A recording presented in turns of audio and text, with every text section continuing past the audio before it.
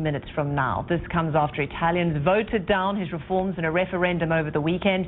New elections aren't scheduled until 2018, but there's a push to move them up.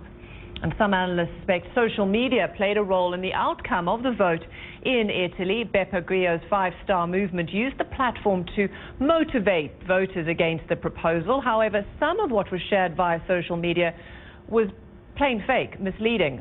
Nina Santos has the story. 27-year-old Giovanni has only ever voted for one party, Beppe Grillo's Five-Star Movement.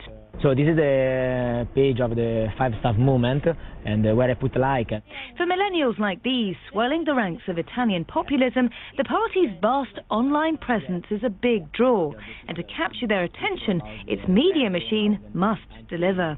What makes you click on a story? But the title and the image, and I will click for read the news. Trouble is, some of the Five-Star links have little or no link to the truth, like these allegations that Ukraine is running concentration camps made by a Five-Star lawmaker in Parliament and broadcast on the movement's YouTube channel.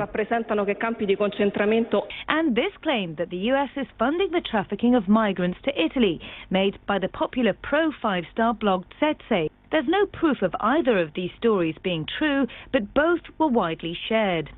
Grillo's blog, with more than 2 million followers, is managed by this man, Davide Casaleggio. And it's from these offices in Milan's exclusive fashion district that Casaleggio runs that blog, as well as a network of anti-establishment and clickbait websites whose content is then spread via social media.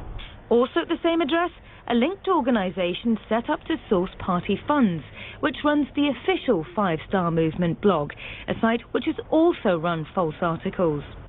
Casaleggio declined CNN's request for an interview or comment, referring us to the party, and one of its elected officials told CNN, "When it comes to social media, we are leaders there. We know how to manage this. If there have been errors, we apologise, but absolutely it's not intended and not part of our policy." And Italy's fake news scourge doesn't end there. Fact-checkers at this online journal examined the 10 most shared social media posts in the lead-up to Italy's referendum and found half of them to be inaccurate or misleading. I think it's a problem. In Italy, like in many other countries, in Italy trust in traditional media is quite low, even lower than other countries. Giovanni knows there's fake news out there and says that he tries to be vigilant, but the temptation to share a politician's post before reading it in full is always there. Put a like, for example, in this image. And but you haven't read that yet. You just like the image. Yeah, no, of course. There's about 4 paragraphs before it, but you haven't read it. Yeah, sometimes I read it. And thus, the cycle continues. Nina Dos Santos, CNN, Milan.